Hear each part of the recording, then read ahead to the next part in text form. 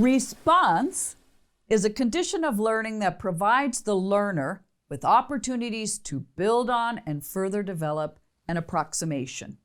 It also provides an instructor with a chance to identify and add to the knowledge base a learner uses to approximate the target concept. Camborne identifies two governing ideas that help to structure an effective feedback relationship. The first is simple. An effective response honors approximation. The knowledge a learner can demonstrate at any given point in time is the sum of all meaning making they have engaged in over the course of their life.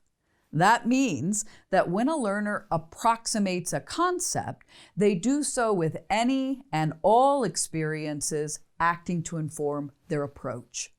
Part of providing a constructive response is making sure to structure feedback in a way that gives the learner tools they can build on. That means accepting the knowledge base a learner brings with them to an attempt and actively searching for ways to improve and add to that base in preparation for the next try. The second governing idea is just as simple. An effective response is one that values meaning-making over standards of right or wrong. Meaning-making is taking place in the experience of the learner all the time. It's not something that starts and stops based on an activity or a curriculum. When providing response to a learner's approximation, an instructor can work to identify which additional experiences would be useful in revising the learner's next attempt.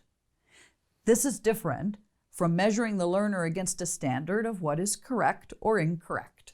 Instead, after accepting the learner's best effort replication of a concept, the instructor works to flesh out and develop the conceptual framework with the opportunities to build stronger associations.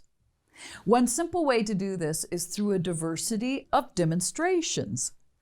But of course, this feedback relationship also requires input from the learner.